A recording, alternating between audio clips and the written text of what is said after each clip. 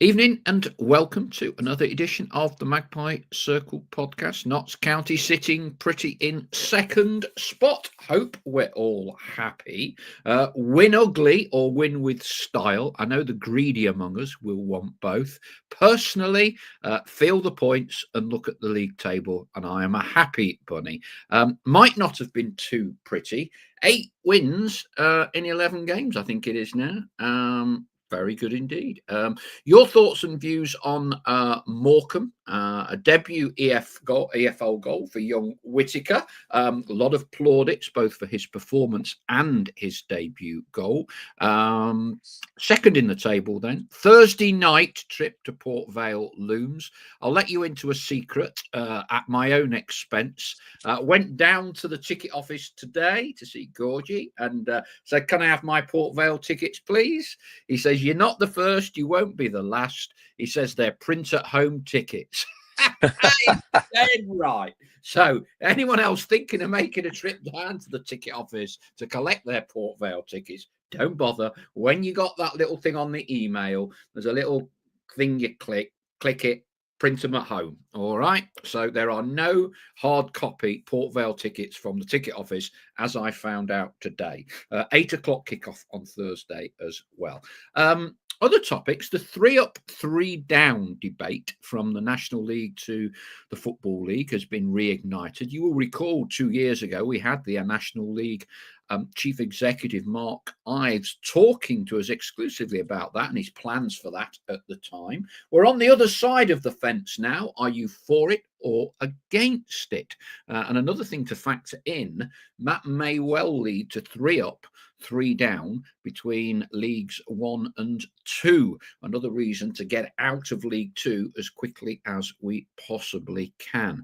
Sadly, we've bid farewell to some Magpies in the last week or so. Former manager, long-time servant of the club, Mick Walker, passed away at the age of 84 last week. He was actually part of the coaching staff, a young coach, during the time of Jimmy Cyril and Howard Wilkinson when we were a top flight football club.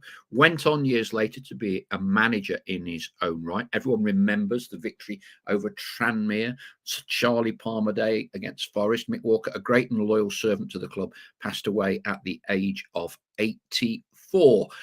Your thoughts and views as always, please. And thank you as ever to our sponsors, JH Accountants and the Big Shed at the Trent Navigation. A few thoughts and views from our flock. Evening from Phil Summer, who's watching from Meldon in Essex. Evening from Richard Elvian. Evening from Nigel Bosworth. Everyone, we needed the win on Saturday, I should say. So let's get another win on Thursday night. Come on, you pies. Great win Saturday, says Paul Mantle. And I think the squad is getting stronger with each window. Evening from show regular Jurgen Halligan. Would take a point on Thursday. Anything else would be a bonus. Martin Blaney, Morecambe are one of the dirtiest teams I have seen this season, continually fouling and getting away with it. I'm sure the referee will crop up at some point this evening. Evening from Ian Hayward. Greetings from the Woodborough Magpies and Richard Terry. Evening from Bud Chatwin in Wilford. Evening from a wet St Anne's, says Ian Hayward.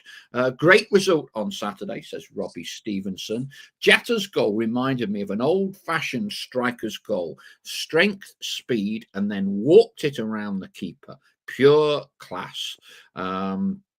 Was the second goal on Saturday an own goal, says Phil Summo. I have to say that crossed my mind, but I know with the Strikers Union, Mark Stallard will be saying absolutely.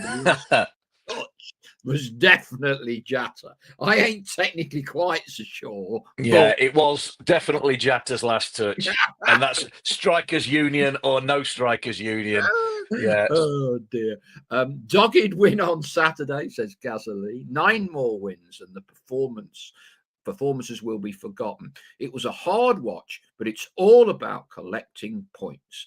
title race well in motion. Rich Hawksworth, evening all. New signings look good. Slightly concerned with injuries again, but wow, have we had a better opportunity to be promoted since the days of Lee Hughes? I think not. Thoroughly enjoyed Saturday's performance, says Richard Terry. Made even better now my new indigestion tablets are working for 90 minutes.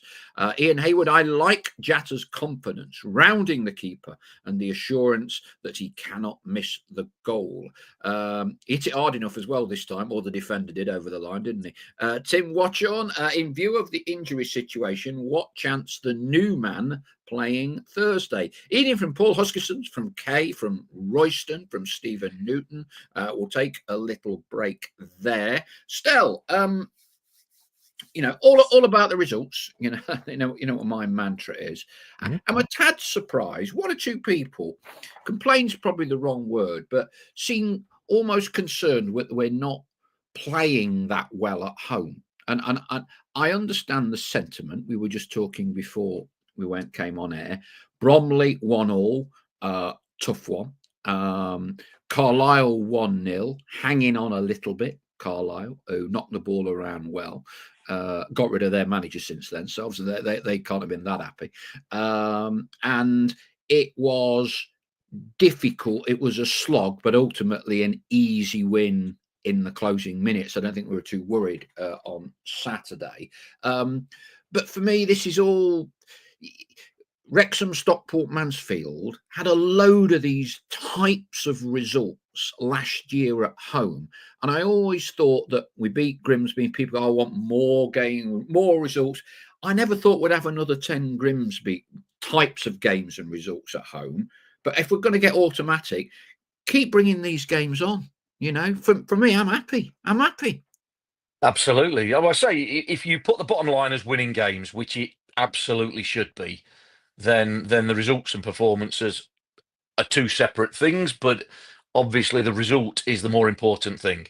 And again, we'll say, being football fans, being so passionate, so wanting it so badly for Notts, we're difficult to please, aren't we? Because if earlier on in the season we may be playing better, drawing games at times, not always winning when we played well, we need a result, that you're not happy with that, and then conversely, a game like Saturday where they play reasonably well, get the result fairly comfortably. Yes, Morecambe posed more than a threat, more than a live threat, but we got the result, got the job done, kept a clean sheet, and now we're moaning that the performance isn't quite good enough, despite us having took 25 points out the last possible 30, which is an unbelievable turnaround since that Salford game, which, like I say, is almost.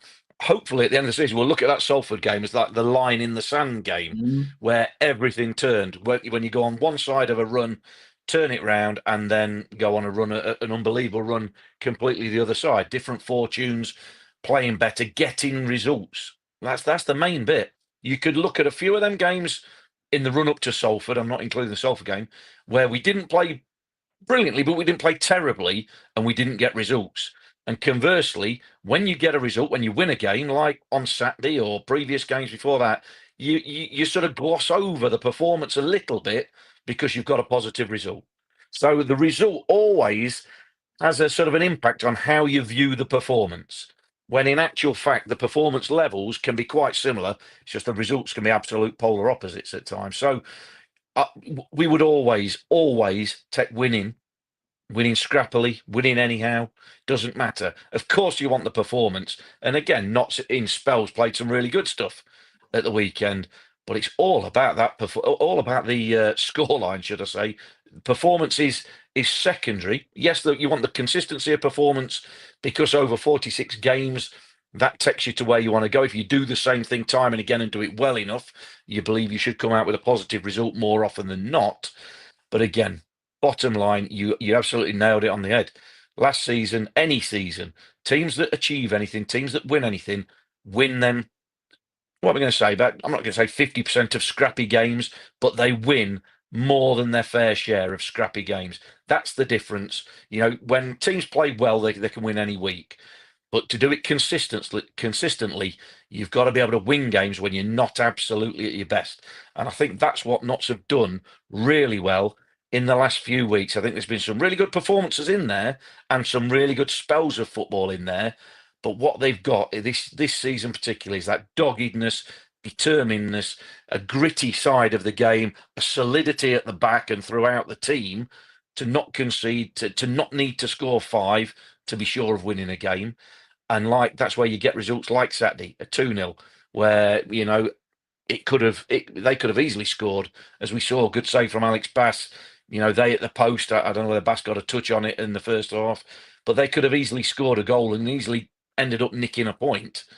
And you go, there's 2 points dropped, but they didn't. Notts won the game. And say 25 points out of 30. That's exceptional form, but they've got to keep it going. Always got to say, got to keep it going. Yeah, a former manager out of work, he made a very good point about me in terms of sometimes you can chase perhaps a philosophy too much. So if you look, and the analogy we discussed was Russell Martin at Southampton. Southampton obviously played beautiful football last year, very purist football. They got promoted alongside Ipswich. Ipswich have kind of mixed it up, adapted, and are competing more effectively. Southampton pursued a really kind of purist approach, didn't really change the approach at all. Just kind of said, this is the way we play. We ain't going to change. Didn't get many points, got the sack. And the point that this out-of-work manager was making to me was he's saying there's a duty on managers. You can't just stick totally blindly to your principles all the time, because the objective of any manager at any football club is to get results. And he said, and sometimes there's a view with some managers, they almost blindly change your philosophy. And the long and rambling analogy to Notts, I think, is we mix it up a lot more now than we did. Yes, we have better defenders, but the goal on Saturday, everyone talks about what a great goal Jatta scored. But if I'm right, does Bass get the assist for that? And he's got the ball with his back to goal, his strength, manhandled, moved away, scored. We all say it's a great goal, but that's not a goal that's come from 26 passes, is it? Absolutely not. No, absolutely not. And look, I think you see this more and more now. There's at the very top level, even in the Premier League, you see teams go long. You see teams change again, doing anything. We can call it philosophy. It used to be called way of playing, but philosophy, whatever you want to call it nowadays, whatever the modern term, it's just new terminology for the same old thing. It's how you play as a team. And if you're a one-trick pony, you always do the same thing, then that's easy to play against, or it's easier to combat. Right, so it's easier to play against if teams know exactly what you're going to do. As all managers post-match say, we knew exactly what they were going to do. Yeah, but got beat 4-0. You didn't know that well, or you didn't execute it that well. You might have known, but you didn't do out about it. Look, that's just the modern way. That is the modern way, but it's been around forever. Teams will have a way of playing. It comes down to your execution of it, and then the success of it. So Russell Martin, to use an example there, but it could be any manager. If you have a way of playing, which they all do and should have, you've got to do it and win games. That's the bottom line in football. Doesn't matter whether you're the most modern new manager or old school, Sam Allardyce, Neil Warnock. You've got to win games. That's it. Bottom line, you will be judged on winning games or losing games, obviously. So yes, you need to have a way of playing, and with Notts, the model is, yes, it's predominantly passing football, possession-based football, but the intelligence in that and the unpredictability in that and the fact that you don't want to be a one-trick pony that's easy to play against is you have to mix it up. And that's not always that can be set down by the coach and is set down by the coach, but I still maintain players on the pitch are there to make decisions about when it's the right time to do it, when it's not the right time to do it. Should I pass short? Should I pass short? If a player passes a ball and gives it away, or if a player has a shot or tries a shot or does something and it goes wrong, it's generally the wrong decision. That's it. They are judged by the outcome of that pass, shot, action. as the modern phrase is. They're judged by the outcome. Just as managers, head coaches are judged by the outcome of games, the results of games. So they have a philosophy of how to play, and that philosophy, whatever it is, needs to get results. That's why they're employed. And like I say, Notts now are on a fantastic run of getting outcomes, getting results. And yes, we're getting a little bit, not saying entitled or whatever, but we're now on a run where we think, oh, we could criticise performance levels now. Not we'll praise a 2-0 win, but yeah, we will to a point. But then we go, well, they didn't play brilliantly, did they? You sort of become. Hold on a minute. Rewind 10 games to Salford. We were criticising performance and result. We'd have given anything for a 2-0 scrappy win then. So again, you've always got to check yourself. But that's why clubs have a philosophy and a manager has a philosophy. If that philosophy is losing, you've got two choices. You either get the players to do it better or you adapt. And who's to say what the right philosophy is? The only way you know whether somebody's got a right philosophy is winning games. And if you want to bring it back in-house, and I don't want to open up a Stuart Maynard that fans this side or that side debate, but one thing that was thrown at Stuart, and I think we've got to give him credit for now, was levelled at him last season and the start of this season, or the early parts of this season. Oh, he's not good enough for the level. He's out of his depth, whatever. Can't coach at this level. Well, hold on a minute. Surely he's done a year into the job now. We are 9 points, I believe, better than we were at this stage last season. So surely that puts that beyond doubt. That's gone to bed. Surely that he's perfectly good enough to coach at this level. But what does happen is results will dictate whether people will be a Maynard in, Maynard outside of the fence. I'm sure everybody's Maynard in at the minute because the results are fantastic and where we are in the league. And we had this conversation on Friday, after a golf round. Let's not forget, and we touched on it last Monday. There are two managers in the last 28, 29, whatever it is, years that have got Notts promoted from League Two. They've not got promotion any higher up, since the Warnock days. And that's Sam Allardyce and Steve Cotterill. And Stuart Maynard this season, with what we've got 17 games remaining, is in with a great chance of joining that elite band of managers. 2 out of however many managers we've had in that time. I can't count that high. But do you know what I mean? It is not an entitlement. It is not a given. So do you know what? You've got to give credit for where we are at the minute. Lose the next 10 games, and then it changes. Of course it does. So that's the thing with being a manager. Nothing ever, or a head coach, nothing ever stays constant. But what does happen is people nowadays tend to question, he's not good enough, he can't coach or whatever.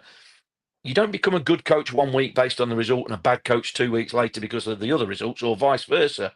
The coach is the coach and the philosophy is the philosophy. It's down to how the players interpret it, how they enact it on the pitch, the decisions that they make, and getting results. And there is a fine line between getting results. And like I say, I'd take a scruffy 2-0 win, 1-0 win, 5-4 win over a brilliant 3-2 loss. And I'm sure the majority of us, if not all of us, would. Indeed. Right, you're on overtime on the keyboards. John Gregory, evening, as it is from Marcus Darwin. Ian Haywood, we need a David McGoldrick masterclass on Sky Thursday. He needs to get fit first. My understanding is he pulled up with a hamstring pull on Friday, so jarred the hamstring. We'll have to see where he is in terms of availability for Saturday. Wanted to ask him about Jody Jones. He was taken for a precautionary scan on Saturday. Now, he has put something out on social media to the effect, not too bad. You could interpret that however you wish to interpret it as to their availability on Saturday. Evening from Pythagorean and from Helen Spencer. Martin Blaney, there was a lot of key players missing on Saturday, and with Jody going off injured, it is a worry. Evening from Anthony McLean and also from Jamie Comrie. Adi Clark, good evening all. It's great to see defenders that fight for clean sheets and the confidence throughout the team. Dare we start to believe Notts could be League Two champions? Don't get carried away just yet, Adi. Until our points total has gone 8 in front of it, Don't even think about automatic, all right? When it's got an 8 in front of it, you can start thinking about automatic. And if it gets a 9 in front of it, we're probably not too badly positioned for the title. Nottingham Thistle, echoes of 2010, when Rochdale were 14 points ahead and they bottled it as our form took us to the league championship. Walsall were 12 points ahead and now 6 points. It's still 6 points, Nottingham Thistle. Let's not get too carried away. And our show mascot, King Louis, the Brussels Griffon, enjoyed watching Jatta's super goal on Saturday. His owners sent me some photos of him. He's got his own little armchair, right, 3-piece suite. He flops out like that and he watches the match. Don't mention the dodgy stick or anything. But anyway, he manages to watch it. So, and dogs deserve that sort of treatment. They deserve it. We're hoping he's going to be on next Monday. We're going to get him on, and he can tell you all about his best mate, the Doberman, who it will be explained as to why he's called Dan Crowley. But anyway, that's all for next week. With a bit of luck, we shall have Louis the Brussels Griffon on. Evening from Andy Easom. Dare I say, I think our second on Saturday could well have been an own goal. Strikers Union, your eyes were mistaken, Andy. Bud Chatwin, it's weird to think if we had beaten Walsall, twice, we'd be top now. Evening all from Ben Looms, from Lee Atkins, and from Julie Henshaw. Mark Williams, evening. Great hard-fought win on Saturday. Young Charlie, we'll talk about him in a moment, had a great game. Was back home from Ireland and at the lane to see. We are right where we want to be at this point of the season. I'd rather be top, but I know what you mean. Wish Giver UK, wish they all did away tickets by email, would save a lot of messing about. That's me having gone down to Port Vale to collect to Knott's ticket office to collect my Port Vale ticket. Of course, you print them at home on your email. All right.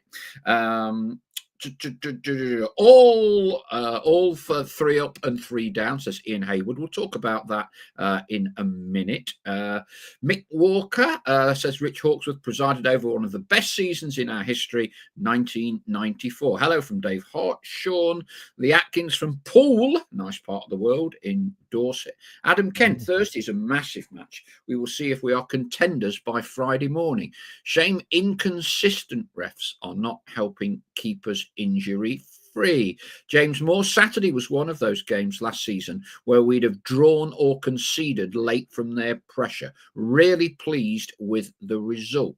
Champions would be nice, says Derek Flowers. As long as we finish in the top 3, I'm happy. Long way to go with ups and downs. But Chatwin, I think we should have 3 up and 3 down in all the divisions. And playoffs be 4th, 5th and 6th, and 21st in the higher league. They did try that a long time ago, I think, in the playoffs, where you had a second chance, the team in the higher division. Chris Gosling, I never understand why 4 up, 4 down has not been aligned. The North and South divisions were so long ago. Yeah, we discussed this briefly, I think, in another show. The reason it is 4 up, 4 down between Division 3 and I call it Division 3 and Division 4 for those under 83, EFL 1 and EFL 2 is because in the olden Jurassic period there was a Division 3 North and South. And so then you would have 2 from the north, 2 from the south going up. So therefore, to keep the equilibrium of the north and the south feeder division going in, that's why to this day it remains as 4. Okay, let's just pick back again. Charlie Whittaker, Strikers Union. So first goal, I'm sure you remember your first goal. I'm sure you remember all of them. Hardest thing in the game to do, score goals. An important goal, crucial goal. Wasn't a goal when we're 5-0 up. Took it very well. What are your thoughts from what you've seen of him so far? Yeah, you're right. You know, It was an important goal, really important goal, given how the game had going. It had become a bit frustrating, and we weren't able to get that breakthrough. We'd missed a couple of chances first half. But yeah, he took it well, considering he'd not scored a league goal before. It was one of them where the cross comes, it's spilled. Will Jarvis did well, got the cross. Ryan Schofield, falling off game, should have done better, really. He just parries it to the penalty spot. But you have a bit of time. It's one of them finishes where you have a bit of time to see it all. And it's not goal of the season by any stretch. It's not, to him it'll be a goal of the season, but it's one of them you have time to think about it.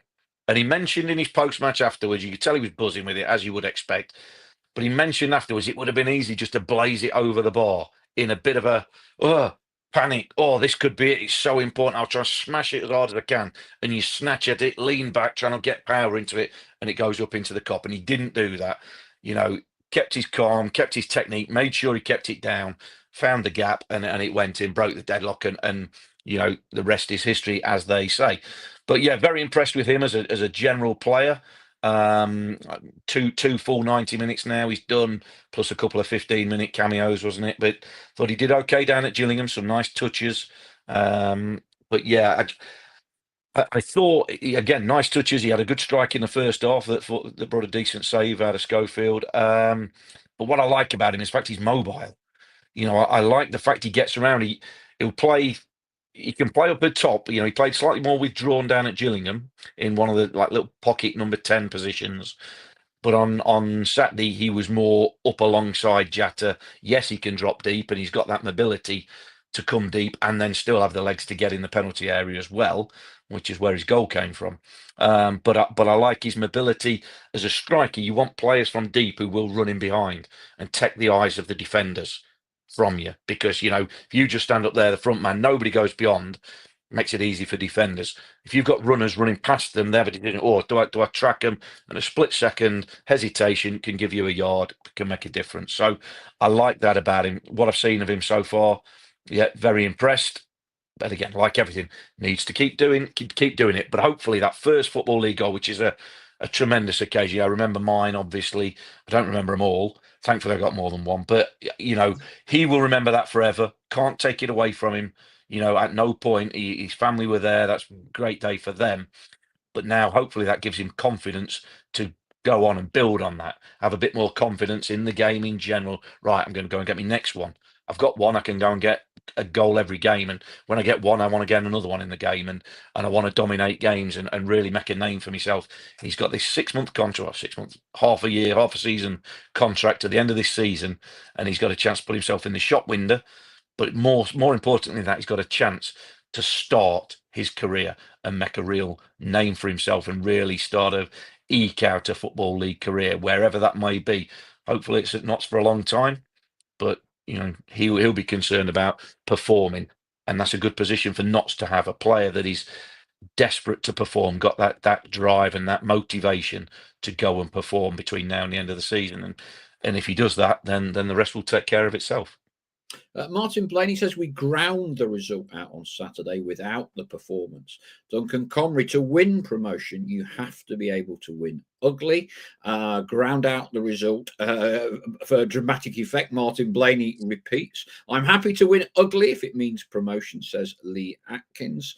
8 out of 10, says Richard Elvian. Jurgen Halligan takes scrappy 9-1-0 home wins, not bothered about the performance. Paul says, I'm not normally someone who will criticise a poor performance, but at this stage, it's all about the results. If I see boring 1-0's rest of the season, that will do for me.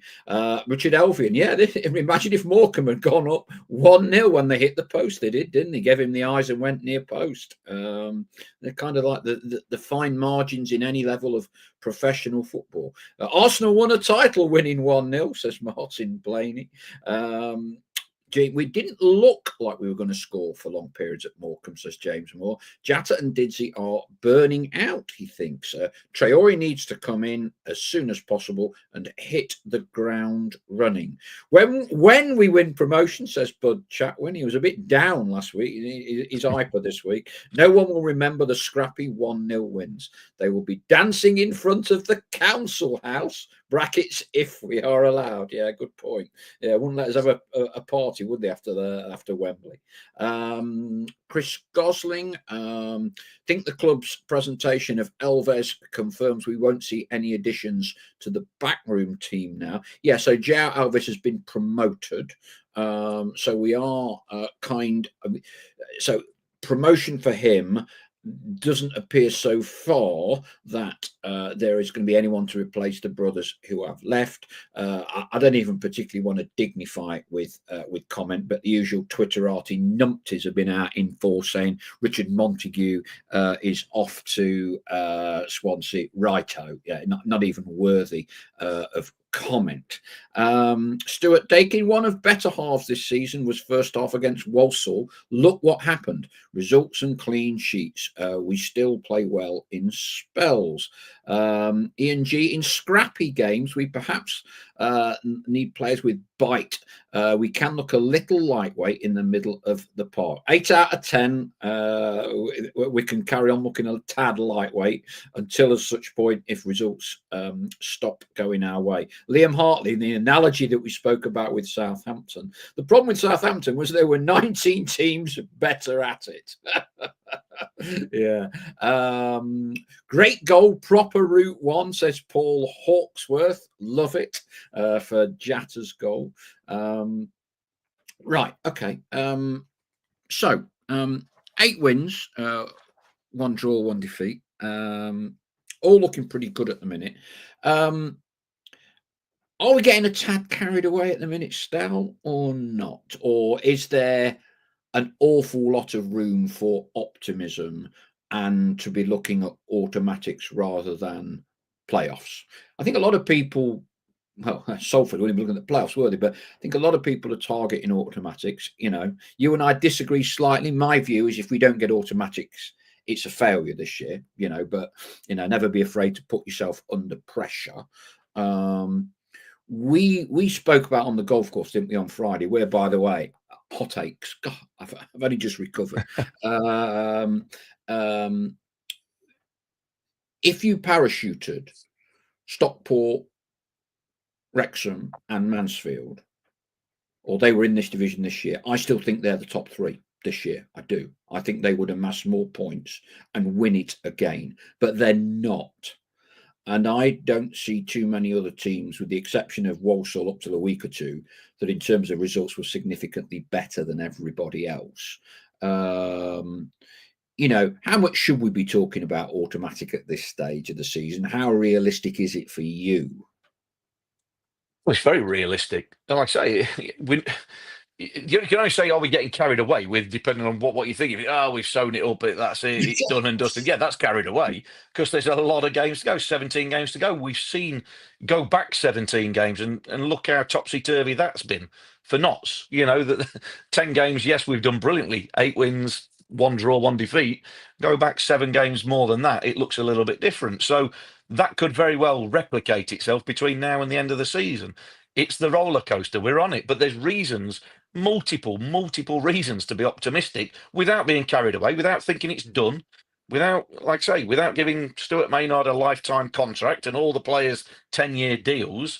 You know, for the last 10 games, it's been reason to be cheerful. You know, they've been performing pretty well, you know, although without, you know, absolutely being flat out. I'm convinced somebody's going to be on the wrong end of a 5-0, 6-0 at some point. I think when it all comes together, I think we're going to give somebody a proper seeing to 1 week. But again, that's irrelevant because you only still get the same 3 points as you get from a scrappy 2-0, 1-0, 3-2. So as long as they win games, that's what matters. But they've given us reason to be optimism, just like we had reason to be doom and gloom on the lead up to that Salford game and after the Salford game. You know, your opinion and everything changes with the evidence that's in front of us. It's like science. It moves with what you see. You know, as things change, your opinion can change. I know a lot of life these days isn't. You have an opinion from day one and it won't change no matter what. But football's different. It changes. It doesn't stay the same. It's not a constant. You know, form is temporary. It goes up and down, and injuries happen, and players get back fit again, and everything happens. So It's never a constant. But at the minute, at the current time, unless you're one of the people that always likes to find doom and gloom, and yes, then we might not win a game for the rest of the season, or we might go unbeaten for the rest of the season. But as of here and now, we have got genuine reason to believe we are good enough, not just to get automatic, but to win the league. Of course, winning the league requires Walsall to slip up. That's not in our hands, as we say. But the form that we're on gives you genuine hope. And that's what, as I've said before, that's where we should set our sights, or the players should set their sights. Doesn't mean to say that if they don't achieve it, that's failure. And I think what we're saying, Paul, me and you, where we disagree about not getting automatic, it's more semantic. It's more semantics than anything else, isn't it? You class not automatic as a failure. I think failure is too strong of a word, but it depends on your definition of failure, doesn't it? I think playoffs was what we said at the start of the season, based on our budget and things like that. And if they achieve that, you go, well, we've pretty much been par for the course. Then we're not going to say the lottery of the playoffs, but then you're in the playoffs, and it's what happens there. You can win it, but obviously 3 teams don't.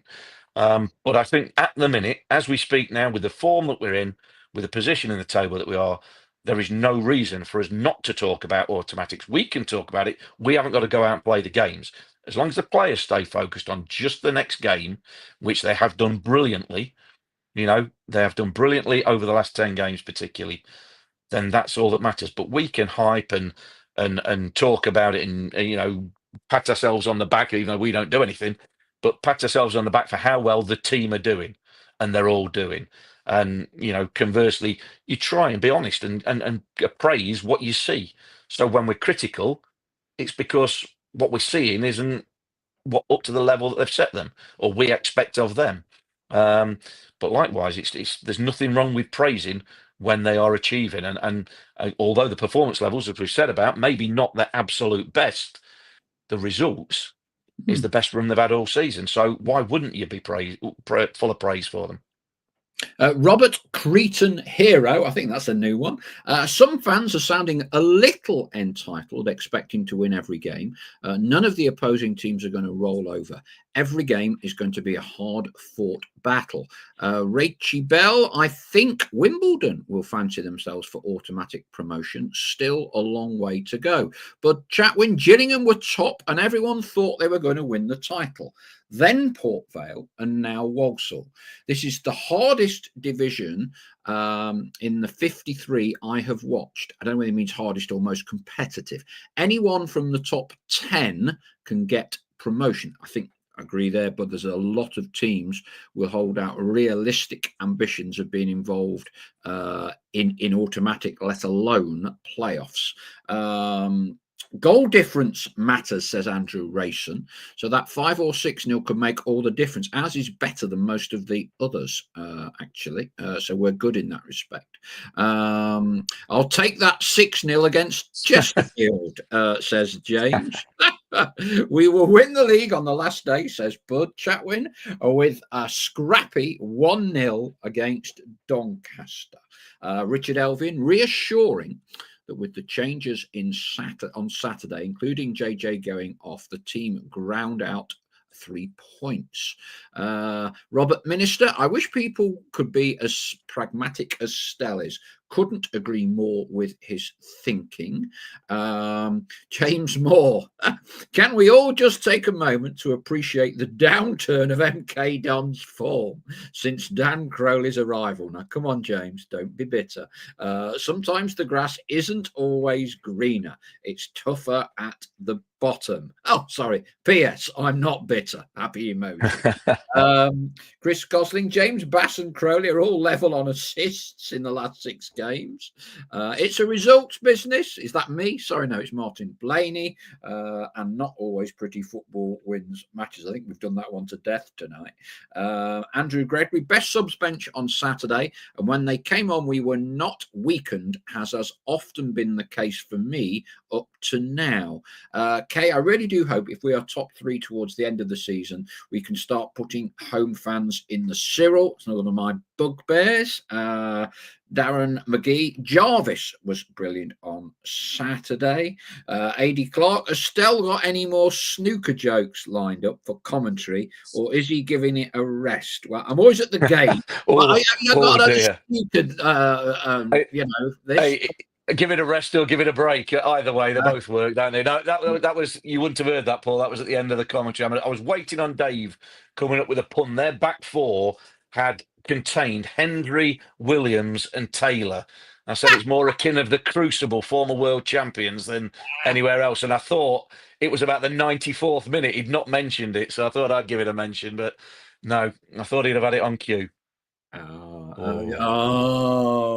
don't know whether that the very last word of that monologue passed everybody by. Mick Walker, former manager of the club, associated with the club for 25 years. He actually started to cut his teeth and the coaching staff working with the youngsters. Andy Easom posted a tribute on here tonight.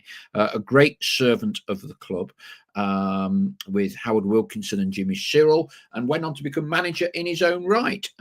Always sad to see our playing and managerial alumni pass by. Would you have ever come across Mick Stell or not? I don't think, or did you? Go on. Well, I did, yeah, and I said on the radio. I told this story again. You wouldn't have heard it, but yeah, I came as a schoolboy on trials when I was about 14 to Notts. Came 3 or 4 times, maybe in school holidays. Yeah. And Mick Walker was youth coach, so I came and they used to have like a digs opposite, right near the forest ground, actually. That's it, yeah. And I used to stay in there and used to come for like 2 or 3 days or whatever, and school holidays. And yeah, Mick Walker was youth coach, so I trained him with the likes like Michael Simpson, Mickey Galloway, Tommy Gallagher, names like that. Tommy Johnson was a bit older, a few years older. I think he was probably in the youth team when I was that age as a schoolboy coming across, and we used to train, well, sort of where the paddle courts are and the car park is now behind the cop. We used to train in them old cow sheds. Yeah. Used to do. And I think Paul Hart was here either as a senior player or coach or whatever. And he used to kick us all over the place. But yeah, Mick Walker used to take the sessions, and yeah, really nice fella, lovely, and obviously it's a massive shame to hear of his passing. But we have a former player WhatsApp group, and the amount of messages you could see from the likes of Mark Draper and players like that, loads of players who knew him and knew him far better than I did. You just knew he was respected as a coach and a person, and I'm sure all Notts fans will echo that sentiment. Yeah, lovely man. Local school teacher as well before he went into Notts full time. I think there's quite a few of our Notts fans think he taught at Claremont and I think possibly Mundella as well. So yeah, very, very sad to see him pass. I'm sure funeral arrangements will be announced in due course. Sadly now, Howard Wilkinson will be the only member of the coaching staff left from that great era when Notts were in the top flight from 1981 to 84. It was a small group of people at that time. Obviously, Jim is passed. Howard's still going. He's 81 now. Sharp as a tack still. So Mick Walker has passed. Fred Curry was reserve team coach or kit man, if you like. He's passed. And obviously Jack Wheeler has passed. And literally, it was those 5. Compare and contrast with today, Stel. That was it. That was everything. That's manager, coaching, fitness, putting the kit out, washing the kit. It's everything has moved on, but it kind of you see the evolution of football there. Yeah, that's it. That is the evolution. I'd love to see Jimmy Cyril's thoughts on data analysts and strength and conditioning coaches. I'm sure he'd have had a short, sharp retort for them, wouldn't he? But yeah, like that. Look, that's the evolution of football. But yeah, shame. Mick Walker, very respected, massive figure at Notts. Maybe people from the outside don't realise how much of an important part he played in the club, from bringing all them, at a time when Notts were renowned, really. They were. I was at Derby, ended up signing for Derby, but Notts were renowned for bringing through players, Michael Johnson's, Tommy Johnson's, Mark Draper, all that sort of thing, and then the lads that I mentioned before. You know, if only we could start doing that sort of thing again. What a help to the club that would be. Were you close to coming to Notts at all, Stal? Because and your dad's obviously was a mad Derby fan, so I'm not quite sure how much parental pressure would have been put on you. But Tommy None. Johnson on one of our shows told a wonderful story as from Newcastle, used to come down on a Sunday when he was 11. And Jimmy Cyril, having managed top flight game the previous afternoon, would be there on a Sunday coaching the under 11s in the cowshed. And it was on that basis that Tommy Johnson told his dad, I'm not signing for Newcastle. I'm going to go to Notts County because the first team manager took the coaching when I go down there. Interesting. Yeah, yeah. No, I never got an offer to sign when I was a schoolboy from Notts, but I never got any pressure. No, absolutely no parental pressure whatsoever. But yeah, I opted to sign for Derby as a school when I was 15. I think I signed. But yeah, no, I remember coming. I've got a couple of stories about Tommy Johnson from them days as well, but I don't think I could tell them on here. But that'll be for the next night. But yeah, I say, yeah, they were good days, really good days, and obviously, no mobile phones or anything like that, cameras around for different things. But yeah, yeah, I say I used to go on schoolboy trials here, there, and everywhere, like all players did back in the day, and you got put up in say digs and all different sorts of places. Say totally different now. Totally different. As I say, the evolution of football, how it changes. But yeah, great play. You go back to Tommy Johnson. I say he set up my first league goal, so I'll always be thankful to him for that. Stephen Shepherd, I like this one. I'm listening to the show while painting at home. If it takes your fancy, I'm sure you're a very good artist, Stephen. The wife said, "Who's on the TV?" And I said, "Paul and Stell." She looked at me with a blank face. It does intrigue me, Jurgen when we did the first shows, Jurgen used to send me pictures of he's got this big 55-inch telly above the mantelpiece, and it's got me and whoever else was doing the show at the time, because I tend to just look at things on little laptops and things like you or iPhones, but you can stream it onto your huge 95-inch plasma, yeah, and it fills the whole screen. Yeah. With our boat races, I wouldn't recommend doing that. Get it on your phone. Bud Chatwin, Mick Walker used to do summer holiday coaching for young lads aged 5 to 11. He was brilliant. Port Vale, Thursday night, 8 o'clock. Print at home tickets or use the barcode off the ticket you download on your phone. Port Vale were one of those, weren't they? They come and beat us. They were doing very well. They'll win the league. A bit like, because I think, were they back-to-back home defeats? Was it Gillingham as well come here and won? Yeah. Smash and grab and all of that sort of thing. Darren Moore, who I know very well, one of the nicest men in football. You always think that they will be there or thereabouts this season. We know a lot of people saying they would win the title after they won at Notts. They're going to be durable, resilient. Some people are always kind of like hedging the bets, wouldn't mind, we'll take a point. Hey, for me, go for all three. We're probably the form team in the division at the minute, I would have thought. Why not? Why not? Yeah, absolutely. Go for all 3 points, and I'm sure Stuart Maynard will be, passing that mantra on. He doesn't set up for a point anywhere. Of course, you would take a point if you can't get all three, but they're definitely going to win the game. And why wouldn't you? And again, I think playing away from home might just suit Notts a little bit better. I don't know the state of the Port Vale pitch now. That's one little X factor I don't know. I remember it from my playing days a million years ago, where it used to be more sand than grass, and my God, it was massive, and I'm assuming it still is. Used to be the biggest pitch in the league, didn't it? But whether it still is, I don't know. But yeah, when Port Vale came to Meadow Lane, I was impressed with them. I thought they had echoes of a sort of a Mansfield from last season. No obvious weakness, strong in pretty much all areas, no exceptional flair, particularly, but got the job done. I thought they were on a good run at that time, and let's face it, they're not fell away too far. I think they're 10 points behind Yeah. Walsall as we stand. So they'll believe they can win the league, although they'll obviously be just concerned about automatic and whatever. But they're certainly right in the mix of being one of the teams that can get up there. Now they've not lost a league game in this calendar year so far, so they're on a decent run. They'll be full of confidence. The only game they've lost was an EFL Trophy game against Wrexham, where they chopped and changed the team massively. So they'll be full of confidence as well. It'll be a great game. I'm looking forward to it. I think it'd be a really good game when two decent teams come together when both are in form. Then you can expect it to be a really good game. And certainly the way Notts play, I just hope the pitch is, in a decent condition so we can play our football. But again, last season, I would concern myself if their pitch was anything less than perfect. This season, we have still got that grit, that solidity, the battling qualities. The lads at the back have certainly helped with that. That if it's not perfect, we're not going to get anything. No, we can go and get a result anywhere. We've got quality. Again, it'd be nice if one or two players who we're talking about with injuries were available. Not sure how possible that's going to be.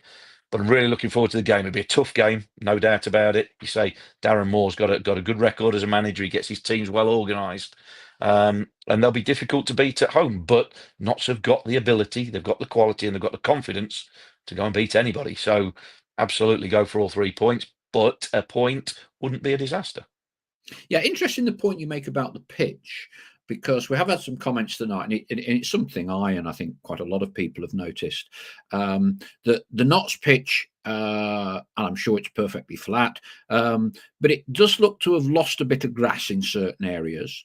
There seem to be some sort of like strange green bits in one of the boxes.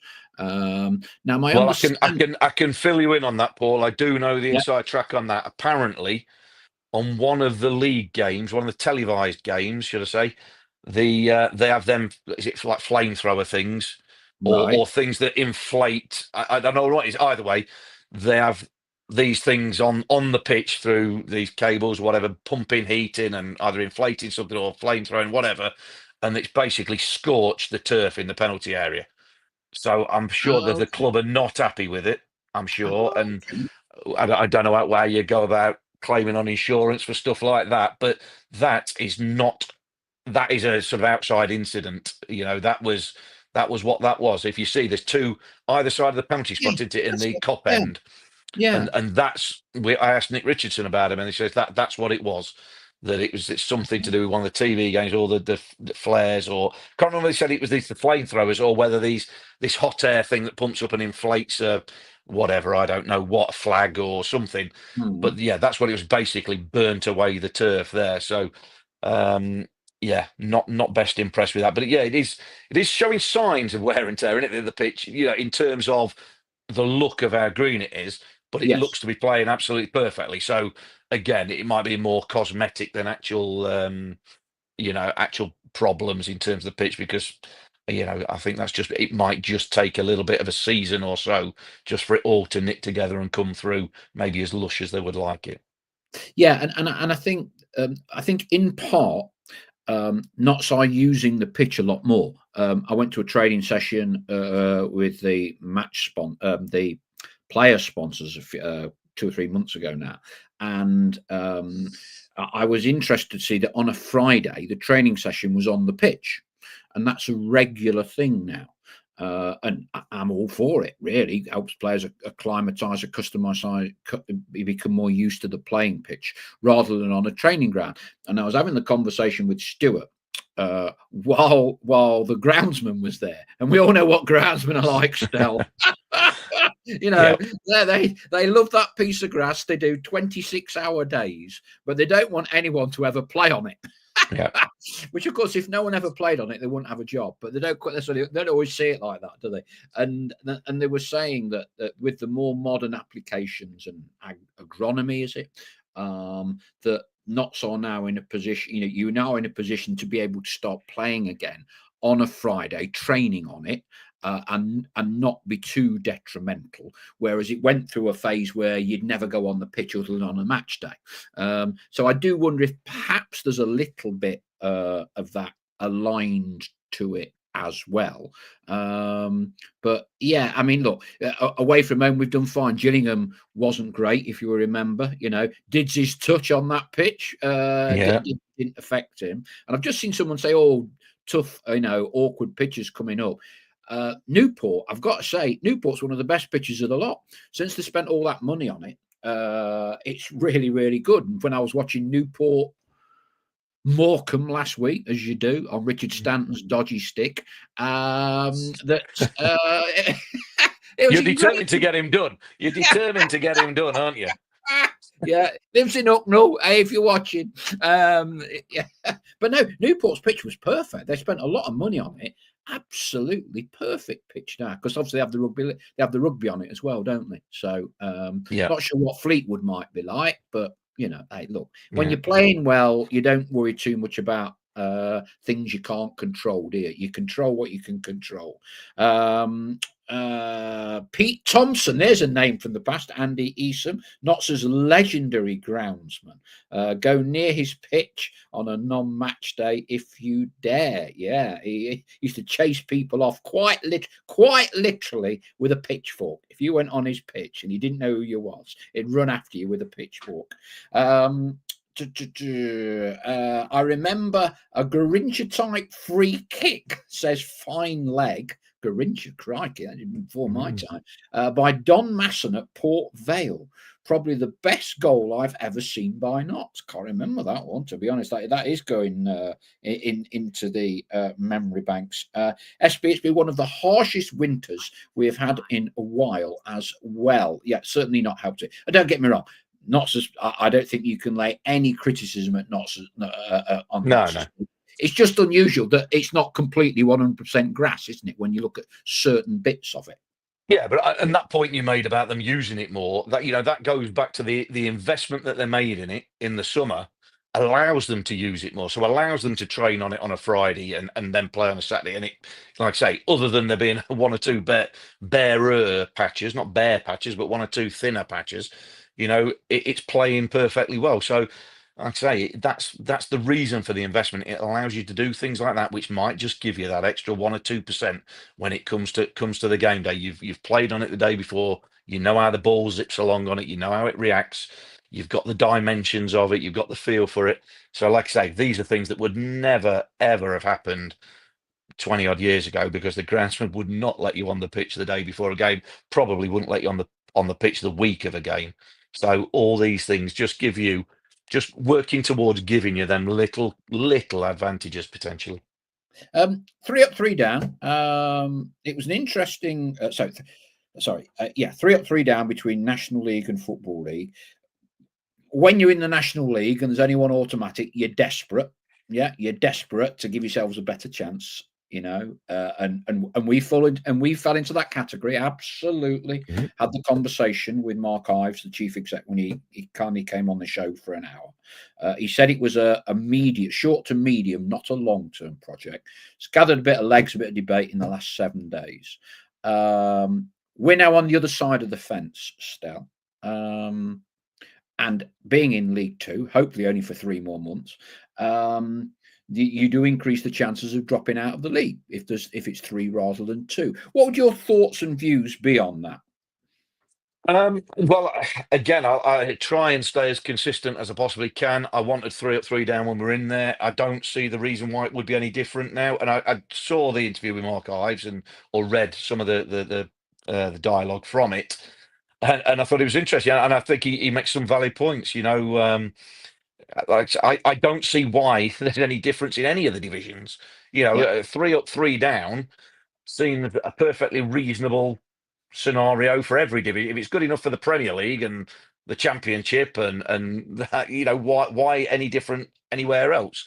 And I get the points about when Division 3 was North and South and all that, but it isn't. As we've said earlier, as some of the listeners said, viewers said earlier, it's not been like that for donkey's years. So I absolutely would now we're in the league, I'm not one of them that's going, well, no, it's different now. I'm going to change my tune because no, I believed it then. I believe it now. 3 up, 3 down. And I absolutely think if you do it for them, you've got to do it for League One to League Two. So then you could say, well, we're voting to make it harder for ourselves. Should we not get promoted this year?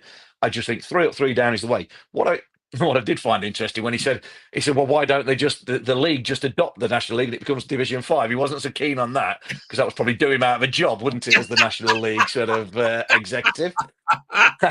So when he didn't want to hear about turkeys voting for Christmas, he then went gobble gobble, didn't he? When that sort of got mentioned, but that's understandable. That's fine. I get that. I just thought that's quite humorous. But the other bit is what I would say. People might go, yeah, but the bottom division league, you've then got the top 7 are involved. I think you could then maybe. I like the National League playoff system or playoff setup. Yes. I think I'm not saying the league would adopt it, but I think that's a preferable way of sorting out the playoffs than the league's way of sorting out the playoffs. Yeah. Just personal taste. That's just for me. I think it keeps more teams involved till the end of the season. There's more chance of getting in the playoffs. So more clubs are involved post-season, which gets it's all about revenue for clubs. I can't see why they wouldn't necessarily want that. And it keeps interest going. So that would, I absolutely I would go 3 up, 3 down in every division. And again, there's an argument to just have a little look at the playoffs and unify them. One way or another. It still seems daft to me that you can have a national league where the playoffs are slightly different to the football league, but we've also got a national league where the promotion and relegation is different to the football league. So it's simplifying it all and making it a uniform sort of way of doing it, to me, seems hardly revolutionary, but it seems like common sense.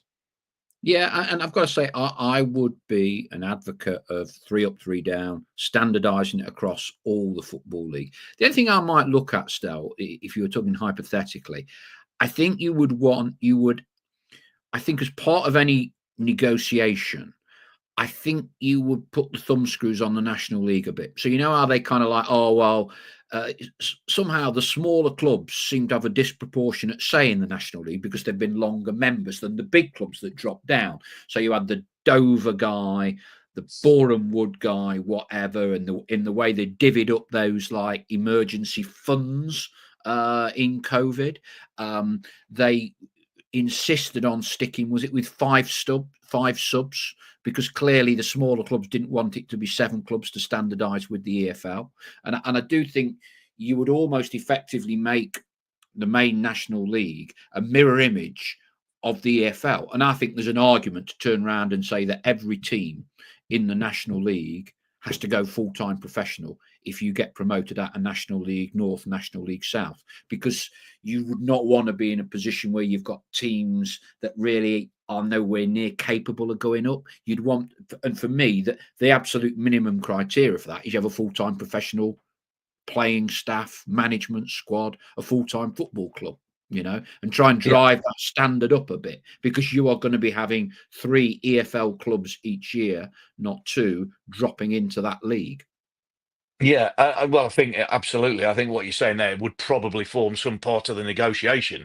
If you're talking about standardising promotion and relegation, across the leagues and into the National League, then I think as a sort of reciprocal agreement, if you like, there's got to be say tighter standards, but there's got to be certain restrictions on clubs that are going to potentially be coming out of the National League or clubs that are going to drop into the National League to make sure that it is a level playing field right across the board. It can't all go, well, the National League want this, so let's just alter the league to justify that. And in return, no, they can still have their own rules, still have 5 subs, differences like that. You go, well, if you want standardization with the Football League, we want standardization throughout the leagues.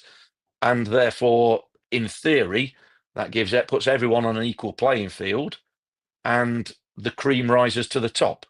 And that's the way it's got to be. Similar to how there's restrictions on, obviously, no plastic pitches allowed in the football league and things like that. Now, I'm not saying that then you go to the National League, well, there's no plastic pitches, we don't want that. because again, they're good drivers for bringing money in from the community for sort of smaller clubs. But again, you'd still keep that in place. We don't want plastic pitches in the Football League. It's got to be grass. It's got to still be things like that. The grounds have got to be to a certain standard, a certain, pitch marks, if you like, in terms of they get marked after every game, don't they? A certain quality of pitch, seating and away, facilities for away fans, all things like that need to be, say, standardized, but need to be brought up to a sufficient level that you're not going to get an outlier finding the way into the Football League. But again, I'm sure that's part of the negotiations. I'm not making it so stringent and closed house. We don't want that. Like I say, I would advocate 3 up, 3 down. If you're in the bottom 3 of League Two, then I'm afraid you slip through the trap door.